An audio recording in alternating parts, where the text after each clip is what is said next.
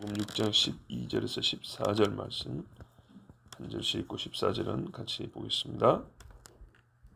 제자들이 나가서 회개하라 전파하고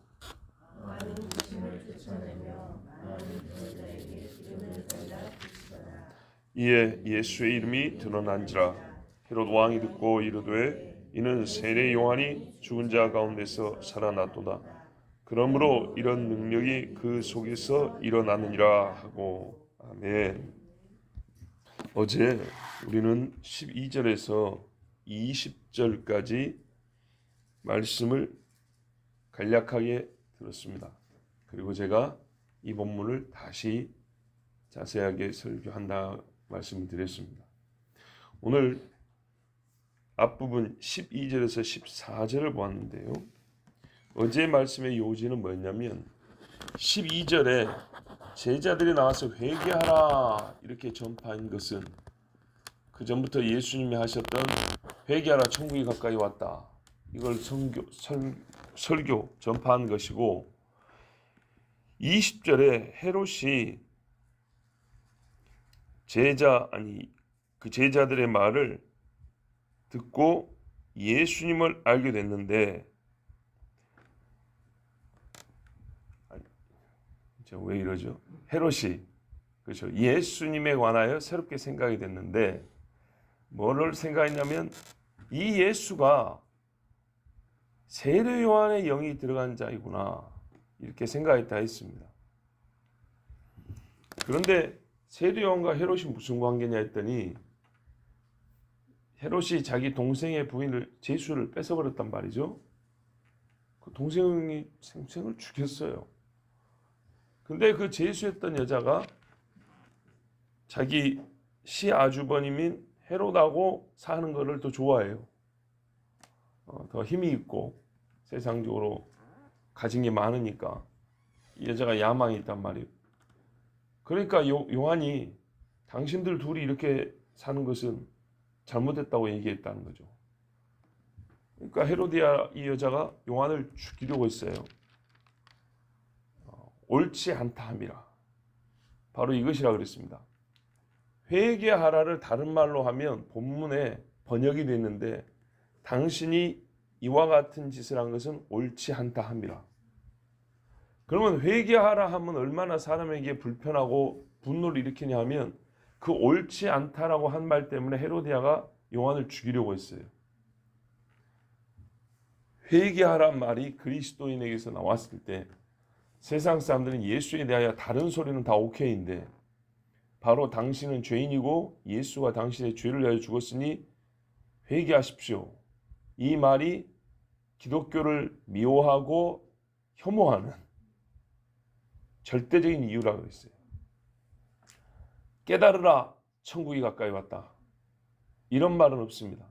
최근에 모 연예인이 아주 유명한 연예인이 자서전을 냈다고 어젯밤에 들었는데 두꺼운 책을 냈대요. 이 사람이 한국 가요계의 큰 손입니다. 많은 이 가요 그룹들도 길러내고 댄스에 아주 대가인 나이는 좀 이제 들었지만 들어보셨죠? 모르세요? 뭐 무슨 피라고 하여튼 있어요. 근데 그 양반이 자서전을 냈는데 완전히 세속적으로 사는 사람이거든요. 예전에 뭐라 하냐면 결혼을 했지만 자기 부인을 이 사람하고 나는 자유롭게 생활한다. 뭐 이런 식으로 표현했던 사람. 근데 그 양반이 예수 믿는다고 자기 신앙 고백에 간증문을 낸 거예요. 책을. 내용이 뭐냐면 깨닫는 종교로서의 기독교입니다. 이스라엘도 여러 번 갔다 온 사람이에요. 이스라엘 가가지고 뭘 배웠냐면 전통 유대교 안에 까발라라고 신비 종교 유대교가 있어요. 신비 의식을 쫓는 유대교가 있어요. 명상하고 우리가 성경에서 성경이 아닌 외경, 위경 이런 걸 보고 그러면서 유대인들 중에 자기들이 하나님을 섬긴다고 하지만 완전히 이 아주 은밀하고 이 관념 속의 종교로 이 변질시킨 고대 이 동방 종교하고 섞어놓은 그런 유대교가 있는데 그게 이제 까발라 유대교라고 합니다.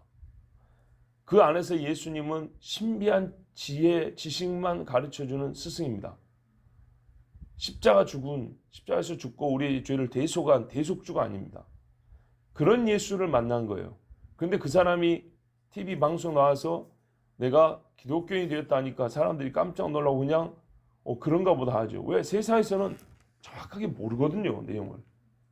한간에서는 그 사람이 구원파 아니냐라고 오해를 받기도 했는데, 들리는 소리에 또 분석한 사람이 하면 자기가 구원파 아니라는 것을 말하려고 신앙 간증문을 낸 것 같다. 내용은, 그 사람이 믿는 신앙의 내용은 사실은 까발라 유대교인데, 자기의 믿는 내용을 바른 기독교인 것처럼 하기 위해서 우리가 잘 아는 또는 유명한 칼빈을 비롯해서 조지 휘필드라든지 여러 청교도 신학자들 글까지 막 갖다 끌어가지고 자기가 제대로 된 성경을 믿는 신앙인 것처럼 그렇게 써놨다. 그러나 본 의도는 구원파아니라는 것을 말하고자 합니다. 근데 어떤 식으로 구원파가 아니냐? 청교도와 정통신학자들의 글을 인용을 했지만 가만 보면 대속한 주님, 회개하여 내가 주님을 만났다는 이야기는 전혀 없고, 그때나 지금이나 그런 얘기 없고, 깨달음으로서의 종교, 힌두교, 불교하고 똑같죠. 그런 식으로의 기독교를 자기가 믿는다라는 것을 써놨다는 거예요. 그걸 말도 그랬고, 그걸 가만 보면 우리가 이제 분류를 해보면 그게 이름하여 까발라 유대교인데, 이런 식으로 자기가 기독교 신앙이 됐다고 써놨다. 이제 이게 읽고 그 양반을 좀 아는 사람들이 분석한 내용입니다. 회개하라, 천국이 가까이 왔다는, 너희가 회개하고 죄성을 받고 세례를 받으라, 항상 천국 복음과 예수님과 우리를 연결할 때, 이 세상에 살던 우리가 예수 믿을 때는 회개하라가 절대로 빠지지 않는다는 겁니다. 왜냐? 그 사람이 썼다, 인용했었다 하는 청교도 신학자들은 그 어떤 시대의 기독교인보다 회개를 가장 강조했던 사람들입니다. 가장 강조해서 서구에서, 유럽에서, 미국에서 성령의 역사가 일어나고 교회들이 세워질 때 서양 사람들도 얼마나 많이 울고 하나님 앞에 통곡을 하고 기도했는지 모릅니다. 예, 그렇게 예수 믿고 회심시킨 사람들입니다. 회개라고 외쳤던 사람들입니다. 근데 그 신학자들과 옛날 목회자들이 말하는 것을 전혀 알지 못합니다. 실제로 그 사람들이 외쳤던 설교대로 하나 살지도 않냐고 그렇게 예수를 믿지도 않습니다. 회개하란 말이 그렇게 받아들이기가 어렵고, 회개하고 예수를 믿어야 진짜 예수를 믿는 것이라는 것을 우리가 확인할 수 있는 대목입니다. 그래서 우리가 어제 읽은 12절에서 20절 안에 보면 회개하라와 같은 말은 당신이 여자를 취한 것이 옳지 않다 하는 말이라. 이거하고 같은 말이고, 똑같이 사람의 마음에는 같은 반응을 이끌어내는데, 헤로디아가 이 말이 기분 나쁘고 화가 나서 세례 요한을 죽이고자 해서 끝내 음모를 만들어서 죽인 것처럼, 회개하란 말이 세상 사람들이는 예수쟁이들 입에서 나오는 제일 싫은 말, 듣기 싫은 말, 곧 죄인이란 말이기 때문에 이 말을 제일 듣기 싫어하는데, 그거를 번역하면 옳지 않다 합니다. 옳지 않다는 것을 맞습니다, 내가 옳지 않습니다고 이렇게 받아들인 사람이 회개할 수 있고, 이 회개한 자라야 진짜 예수 믿는 자다. 이건 성경의 변함없는 일관된 가르침입니다. 자, 오늘 그 부분이 이제 앞부분인데요. 바로 그것을 외칠 것을 예수님이 제자들에게 명했어요. 그리고 예수님이 지금까지 회개하라, 천국이 가까이 왔느니라 했을 때 얼마나 많은 핍박을 당한지 제자들이 경험을 했어요. 옆에서 회개하라, 천국이 가까이 왔다 소리 해가지고 세례 요한이 목이 잘린 게 알아요. 목이 자른 건 또 알아요. 자, 여러분 엊그저께 보셨죠? 회개하라 전파했지만 마태복음에 뭐라냐면 너희가 가서 천국이 이르렀다 증거하고, 더 자세히 기록되어 있다 했어요. 마태복음과 마가복음을 같이 보면 그냥 회개하라 아니라 내가 말한 것처럼 회개하라, 천국 가까이 왔다고 말해라, 천국 복음을 증거해라. 또 귀신만 쫓아낸 것이 아니라 너희가 병도 고치고, 이렇게 이제 예수님이 말씀하셨는데, 그러니까 제자들이 이 말씀을 듣고 밖으로 나간다는 것은 처음에 부름을 받고 자기 자리를 박차고 예수님을 따라온 것만큼이나 큰 믿음이 요구되는 일이었는데, 지금 우리가 제자들을 알아온 이후로, 처음 예수님을 부름받고 따라간 그때 이후로 처음으로 예수님 앞에 믿음을 보인 장면이에요. 마가복음에서 노골적으로 표현하지 않지만 간접적으로 제자들의 믿음을 보여준 장면이 여기가 처음이에요. 그 전에는 너희가 왜 이렇게 믿음이 없냐? 왜 그걸 모르느냐? 왜 너희도 그걸 깨닫지 못하느냐? 계속 예수님이 이렇게 말씀했어요. 그들이 자리를 박쳐 일어나고 그물도 버리고 세리 이 직업도 버리고 직장도 버리고 예수님을 따를 때 그 분명히 믿음이라 했는데, 그 믿음 이상의 것을 예수님은 길러주고 계셨어요. 그런데 많이 가르쳐주고 많이 보여주고 많이 들려주고 많이 함께했지만 제자들은 항상 예수님이 말씀하신 만큼에서 모자랐어요. 그래서 아직도 모르느냐, 여전히 믿지 못하느냐, 그렇게 믿음이 작으냐, 이렇게 책망을 들었어요. 그런데 말이죠, 그렇게 책망을 들은 제자들에게 오늘 그 부족한 모지들한테 뭘 명령하시냐면 나처럼 가서 외치라는 거예요. 아직 준비되지 않았는데, 아직 믿음이 작은데 나처럼 가서 외치라 그랬어요. 그런데 오순절 성령이 임한 다음에 어떻게 됐습니까? 말하지 않아도 가서 막 외치죠. 근데 이때는 뭐냐면 주님이 권능을 줬다 그랬어요. 예, 귀신을 제하는 권능을 주시면서 가서 외치라 그랬어요. 맞아요. 이 권능은, 성령의 권능은 귀신만 제하는 게 아니죠. 귀신을 제어할 정도의 권능이면 담대함도 생기고 회개하라 외칠 수 있는 뭔가 용기도 생기겠죠. 예, 그 말에 힘도 주는 겁니다. 권위도 주는 겁니다. 이렇게 해서 외치라고 해서 마치 성령의 임재를 나중에는 계속 받을 것이지만, 옛날에 선지자들이 혹은 사사들이 순간 그 일을 위하여 하나님의 영에 감동된 것처럼 이 일을 위하여 하나님의 영에 감동을 되니까 회개하라는 이 말씀을 듣고 전혀 불평, 불만, 갈등이 없고 불안이 없어요. 그냥 갑니다. 12명이 똑같이. 네. 하물며 가룟 유다마저도 의심 없이 거부 없이 갑니다. 회개하란 말이 어떤 파장을 일으킬지 알아요. 세례요 목이 잘린 지가 옛날이라니까요. 벌써 예수님이 가는 데마다 내가 메시아다, 나를 믿고 구원 받아라, 옛날에 그 짐승 죽인 그게 바로 나를 예표한 거다, 요거 소리 해가지고 예수님을 절벽으로 밀어버리려고, 돌을 쳐서 죽여버리려고, 인자가 죄 사하는 권세가 있는 줄 알게 하려 함이라 이래가지고 죽이려고 하지 않았습니까? 그거하고 짝을 이루는 말이 회개하란 말이에요. 회개하면 어쩐다는 얘기예요. 죄를 용서를 받는다는 얘기잖아요. 근데 하나님이 성경적으로 가르쳐준 것은 반드시 대속제물이 있어야 되는 거예요. 누군가는 이 죄를 짊어져야 되는 거예요.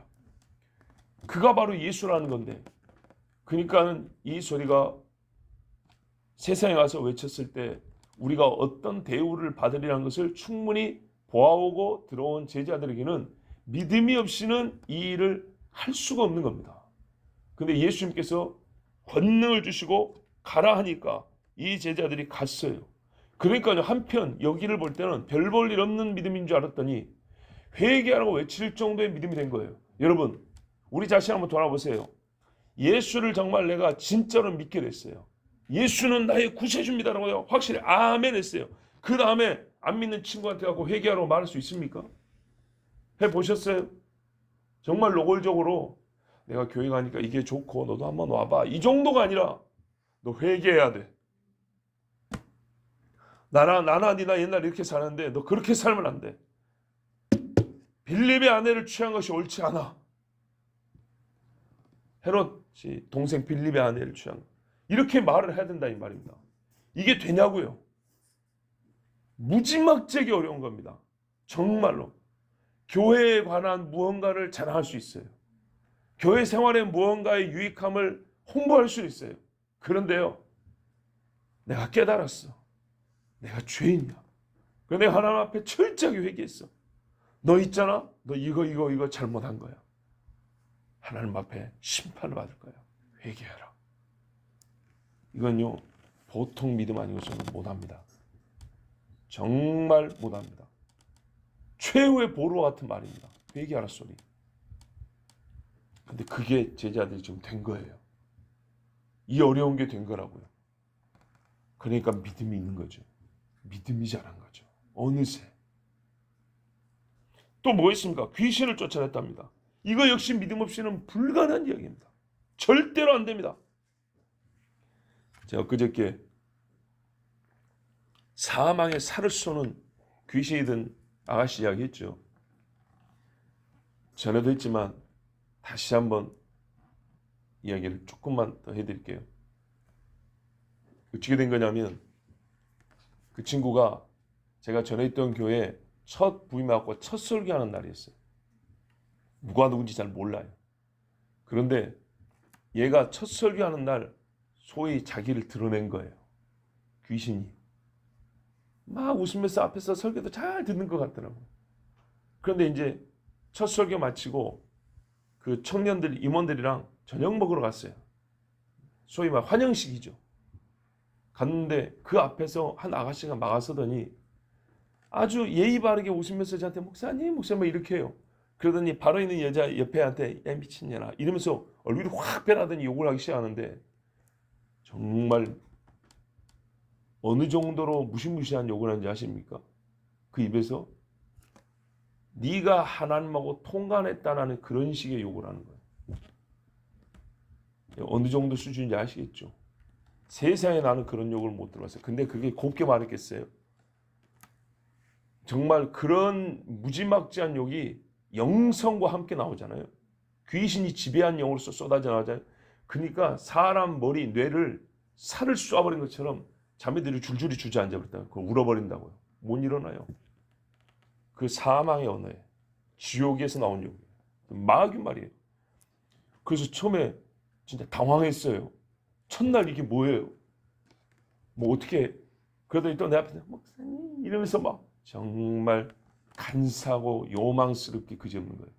자, 그러고 시간이 지났는데 거의 사임할 때가 됐어요. 이제 우리 교회 올라고 제 기억으로는 거의 가까웠는데 그때도 막 이러는 예배 마치고 목사님 막 이러면서 와요. 뻔히 보이는데 그러더니 어쨌냐? 목사님 그런데 사람을 죽이면 구원받을 수 있어요? 천국 가요? 지옥 가요? 간을 보는 거예요. 예배 마치고 이제 악수하고 막 이러고 있는데 죄를 지으면 지옥 갑니다. 그런데 하나님 앞에 회개하면 구원받습니다. 모든 죄는 하나님 앞에 회개하면 큰 죄라도 용서받고 구원받습니다. 작은 죄라도 회개 안 하면 지옥 갑니다. 그러니까 이 애가 똑같은 말을 또 물어보고 또 물어보래요. 아주 애도 아니고 한 30살쯤 돼요. 또 물어보더니 갑자기 얼굴이 싹 변하더니 야, 너 내가 만만하게 보여? 저한테 당황스럽죠. 갑자기 봐보세요. 군대에서 짝대기 4개 했는데 하나짜리가 갑자기 야 이러면 화가 나기 전에 사람이 먼저 당황이 됩니다. 어떻게 해야 될지를 모르는 거죠. 그러더니 얘가 빤히 쳐다보고 이렇게 오더니 야, 이 눈빛이 완전 다릅니다. 딴 사람입니다. 내가 만만하게 보여? 여자아이가. 와, 옆에 청년들 몇 명 있었는데 심히 당황스러운데 순간 하나님이 저한테 믿음을 줬어요. 당황하지 않게. 다 들으신 이야기인데 제가 뭐라 그랬을까요? 저도 똑같이 받아쳤어요. 너는 내가 만만하게 보이냐? 내가 하나님의 종인데 넌 만만하게 보이는구나. 그리고 한 걸음 앞으로 갔어요.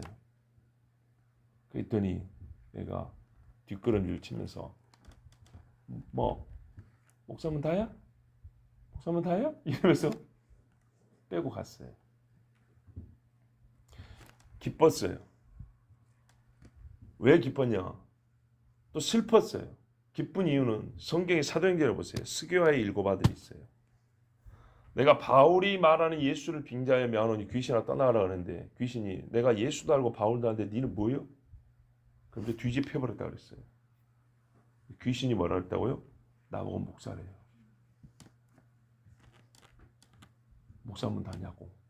그러면서 뒷걸음질 쳤어요. 근데 제가 그랬죠. 여기서 여러분 이리 오세요. 같이 기도합시다. 확 해야 되는데 그 엄마도 온 교인도 영적 세계에 대해서 알지 못하고 인정하지 않는, 그리고 내가 부목사란 말이에요. 담임 목사님 권위 아래 있기 때문에 담임 목사님이 전혀 이쪽하고는 관계가 없는, 알지 못하는 그런 경우일 때는 내가 어떻게 하기가 어려워요. 그리고 이 공동체가 기도하자면 기도할 수 있어야 되는데 대부분 믿음이 너무 약한 사람들이, 여차하면은 여자 몸에 손을 댄 여전히 이상한 소리가 나오고 그럴 수 있기 때문에 참 안타깝다. 정말로 안타깝다고 그냥 거기서 말았어요. 바로 그 부분이 안타까운 거예요. 하나님 앞에 정말로 회개하고 믿음이 있고 예수 이름으로 귀신을 명하여 쫓아내라, 이 말씀을 믿기만 해도, 믿음이 좀 작을지라도 요 말씀 정도만 믿어도 같이 모여서 기도합시다, 안수합시다 이러면은, 혼자서는 좀 그렇지만 목사가 하자니까 좋다, 이 기회다 하고 우르르 몰려들고 같이 기도하면 얼마나 좋았겠어요만은, 내가 있으면서 아무리 둘러봐도 그만한 믿음이 보이지 않는 거예요. 말로 혼자 낙동강 오리알 되게 생겼어요. 이건 아니다, 어쩔 수가 없다 그랬어요.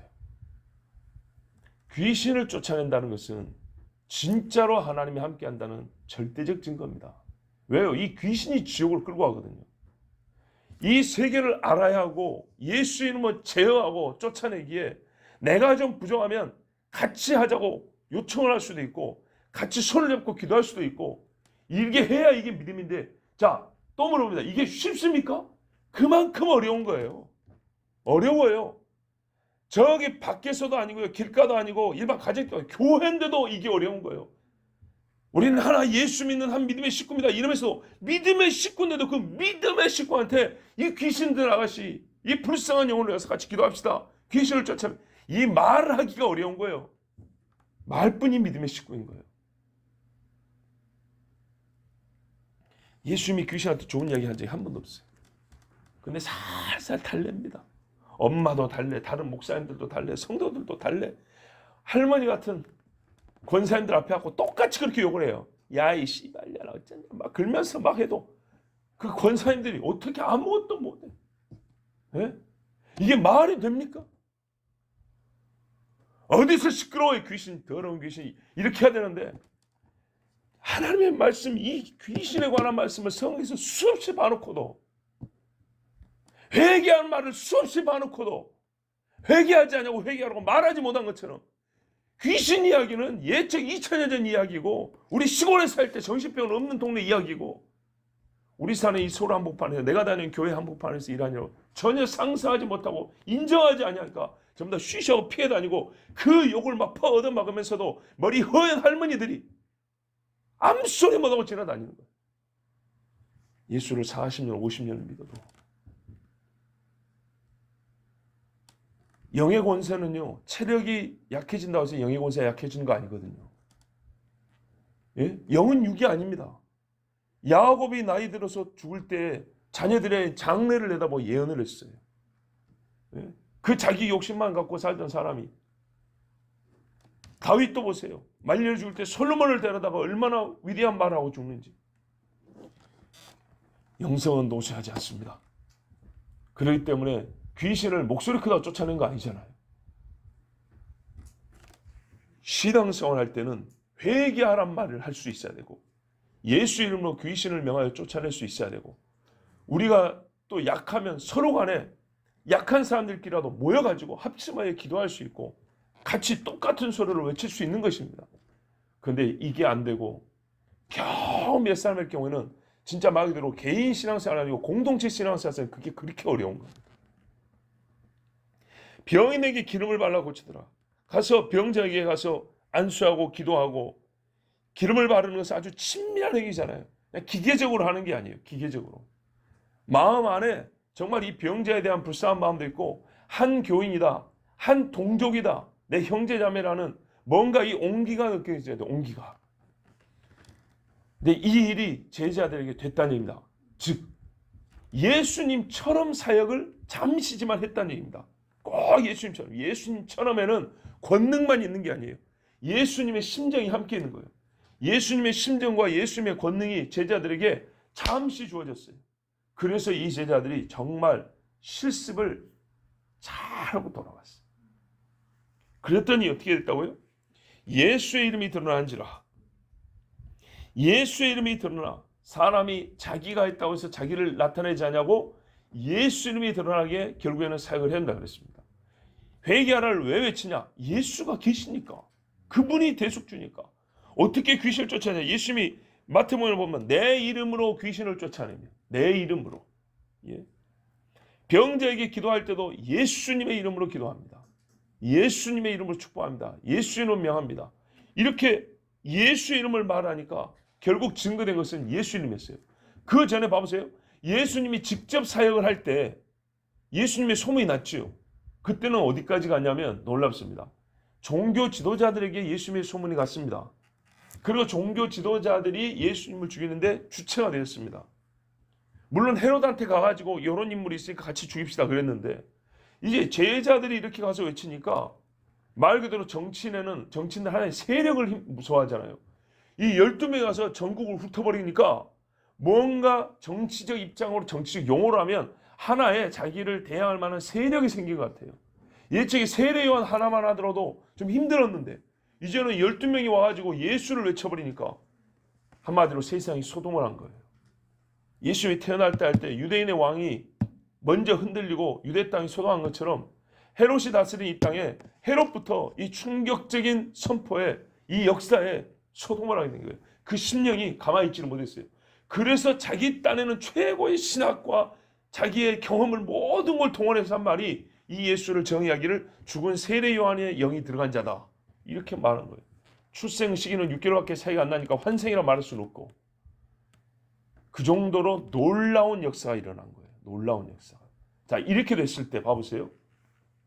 제자들에게는 두 가지죠. 하나는 야, 우리가 예수님이 하신 일을 할 수 있구나. 예수님이 우리 보고 하라는 일이 결국에는 예수님 자기가 지금 하고 있는 일을 하라는 것이구나. 이거를 미리 맛보고 깨닫게 되죠. 나중에 예수님이 내가 갈 때 너희가 내보다 더 큰 일도 할 것이고 내가 한 일도 한다 할 때 이걸 이미 맛봤기 때문에 그 말을 충분히 이해할 수 있죠. 이제 이거를 그래서 영광스러운 직분을 하고 담대함을 얻어서 이 사역을 해나갈 수 있겠죠. 또 하나는요. 예수님이 이를 명했다는 겁니다. 예수님이. 우리가 그 시기가 정확히 어느 때쯤인지 모르지만 그냥 전반기 후반기로 나누자고요. 전반기 이 제자들을 양육한 다음에 중간 테스트 겸 전반기 훈련의 마지막 과정으로서 파송했습니다. 후반기 훈련의 마지막 과정도 파송했습니다. 가라입니다. 가가지고 예수를 모르는 사람들에게 나 예수를 말하고 예수 없이 살아가는 사람들에게 나 예수의 권능을 나타내서 예수와 함께 살게 하라. 이게 예수님의 교육 과정에는 항상 들어가는 겁니다. 항상. 그래서 저희 같은 목회자들도 무슨 제자 훈련 이런 거 시킬 때 예전에는 그랬어요. 지금은 제가 그렇게 안 했는데 옛날에는 제자 훈련하면 반드시 뭐가 있냐면 밖에 나와서 전도하는 것과 봉사하는 것, 남을 섬기는 과정이 거기 교육훈련 프로그램 안에 들어있었어요. 그 횟수와 시간이 인정이 돼야 수료를 시켜줬어요. 반드시. 이게 원래 제가 하던 제자훈련 과정입니다. 물론 저뿐만 아니라 제 선배들이 하는 것입니다. 옛날엔 그랬습니다. 예수님이 하신 대로입니다. 실습입니다. 나가서 해라. 자, 여러분 제자들은 이전까지 이 세상에 사실상 별로 의미 없는 사람들이었습니다. 그렇죠? 의미가 없어요. 왜? 믿음이 없으니까. 이걸 봐보세요. 믿음이 없는 자는 세상에 별로 의미가 없습니다. 유익이 없는 뿐만 아니라 세상에 관심을 두지 않습니다. 믿음이 있어 예수 이름을 말하는 자는 세상에 굉장히 큰 관심을 두는데 그때부터 발생하는 일이 뭐냐면 위험입니다. 위험. 제자들에게 위험이 가해집니다. 예수님이 아무 말도 안 했으면 돌아가시지 않았을 거예요. 죽임을 당하지 않았을 건데 말을 하고 움직이니까 예수님에게 위험이 생겼습니다. 그 위험은 죽음이었습니다. 죽음. 그래서 세례 요한도 예수님도 죽임을 당했습니다. 우리가 세상에서 무언가를 행할 때, 그리스도를 행할 때 우리에게는 위험이 닥칩니다. 그래서 예수님이 항상 하는 말이 나와 함께 고난을 당한다 그랬습니다. 교회를 위하여 남은 고난을 내 육체에 채우노라. 이게 바울의 고백입니다. 반드시 회개하라. 복음의 핵심인 회개하라. 주 예수를 믿으라는 세상에서 고난을 불러옵니다. 위험을 이야기합니다. 스스로 자기를 위험에 빠뜨리는 겁니다. 그런데 우리가 이걸 알아야 됩니다. 왜 우리가 위험에 빠지게 되는지 아십니까? 우리가 세상에 위험한 존재가 되었기 때문입니다. 회개하는 소리를 안 하는 그리스도인은 전혀 세상에게 위험이 되지 않습니다. 평안을 해치지 않습니다. 예. 사는데 우리가 지금까지 세상 사람이 살아오는 것을 전혀 변화를 요구하지 않고 실제적으로 아무런 실제적인 영향을 미치지 않습니다. 그냥 네 혼자 개인 교회 다니는 것뿐입니다. 나하고 상관이 없습니다. 그런데 회개하는 말을 하는 순간 네가 교회 다니는 것이 나한테 절대적인 영향을 미쳐버립니다. 세상 사람이 위기를 느낍니다. 저놈이 내 옆에 있으면 내 삶의 모든 것이 위태로워집니다. 나의 즐김이 흔들려 버립니다. 이제 즐길 수가 없습니다. 나의 게으름이 위험해집니다. 더 이상 게으르면 뭔가 마음이 찔리게 돼버립니다. 나의 거짓말이 그제는 아무렇지 않은데 저 인간이 옆에 있으면 어떻게 해요? 나의 시꺼먼 것이 드러나기 때문에 나의 삶이 요동을 칩니다. 그렇죠? 예수쟁이가 세상에 위험한 존재가 되어버립니다. 믿음이 없는 제자는 위험하지 않습니다. 근데 믿음이 있는 제자는 세상에 정말 위험한 존재입니다. 예수님이 세상에 정말 위험한 존재. 빌라도와 헤롯에게 대제사장의 치명적 존재가 되어버렸죠. 그래서 그들이 힘으로 거꾸로 그 위험을 없애기 위해서 나쁜 짓을 하기 때문에 예수님과 예수님을 믿는 자가 위험에 처해지는 겁니다. 그런데 우리는 악을 갚지 아니하기 때문에 피를 흘리는 쪽은 그리스도인인 겁니다. 예. 그러나 이 직분이야말로 얼마나 영광스럽습니까? 그렇습니다. 예수님이 안 믿는 사람들 가운데서 제자들을 끌어냈습니다. 그리고 자기 곁에 두셨습니다. 그런 다음에 보세요. 자기 곁에서 안 믿는 사람한테 다시 보냈습니다. 그냥 단지 선교로 파송했다 정도. 그 정말 중요한 사실이지만 우리가 그 영역에서만 묶이지 마시고 예수님이 훈련을 하시는 과정에서 지금 제자들을 훈련시키는 중이잖아요. 가르쳐 양육하는 과정이잖아요. 양육하는 과정 안에서도 뭐가 있냐면 예수님 곁을 떠나게 하는 훈련이 있어요. 보세요. 우리가 예수님 떠나 있다가 하나님을 멀리 떠나 있다가 하나님께 가까워진 존재죠. 그런데 하나님께 더 가까워지기 위하여 간혹 하나님은 우리를 보내버립니다. 엄마가 잠깐 애를 띄워놓는 것처럼, 그렇죠? 너 나 없는 때를 좀 살아봐. 이렇게 띄워놓습니다. 그러면 엄마하고 함께 있는 동안에 내가 얼만큼 자랐는지가 확인이 됩니다. 엄마 없는 공간에서 살아봐야 엄마한테서 내가 뭘 배웠는지가 확인이 됩니다. 엄마하고 늘 있을 때는 그냥 옆에만 있으면 되는데 엄마 없을 때 내가 무슨 말 하는가 봐야 엄마하고 같이 있을 때 내가 엄마에게서 어떤 언어를 배웠는지가 확인이 됩니다. 이지요? 아빠한테서 내가 싸움을 배우고 아빠한테 내가 세상을 이겨내는 풍랑을 이겨내는 그 삶을 배웠는데 이제 실제로 아빠 없는 시간을 잠시 살아봐야 나에게 맞닥 들어오는 그 파도를 내가 어떻게 깨나가고 있는지 이거를 확인하게 됩니다. 내가 제대로 배웠는지 제대로 못 배웠는지 아니면 부족한지 충분하게 습득을 했는지. 그렇죠? 근데 이것은 기능과 능력치만이 아니라 관계도 상관됩니다. 우린 예수를 믿잖아요.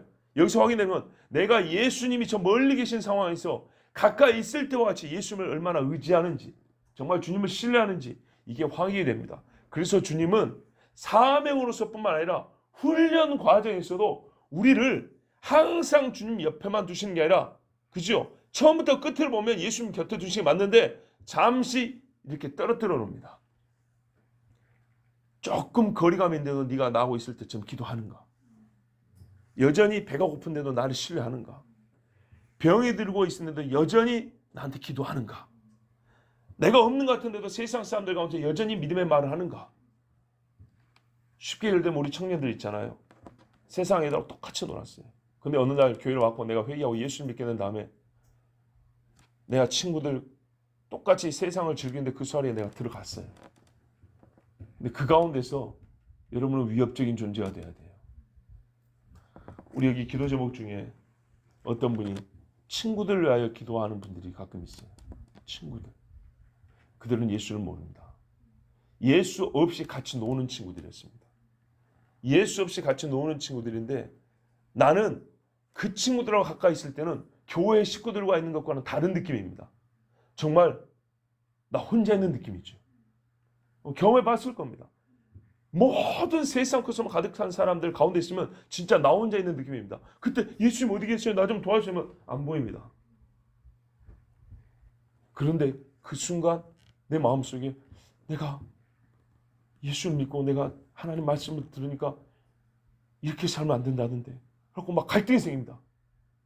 이 술 파티에, 이 음란한 이 자리에. 그 순간 야 우리 이제 이렇게 놀지 말자. 이게요 우리가 해야 할 사명이면서 동시에 훈련의 과정에 들어있다는 걸 알아야 됩니다. 예수님이 그렇게 보는 겁니다. 반드시. 근데 그들이 나의 식구일 수 있습니다. 내 친구요, 내 아내일 수도 있고 내 남편일 수도 있습니다. 내가 먼저 예수 믿고 왔어요. 여보, 우리가 지금 결혼해서 10년, 20년 살면서 이렇게 살았는데 이제 이러면 안 돼. 이거는 죄예요.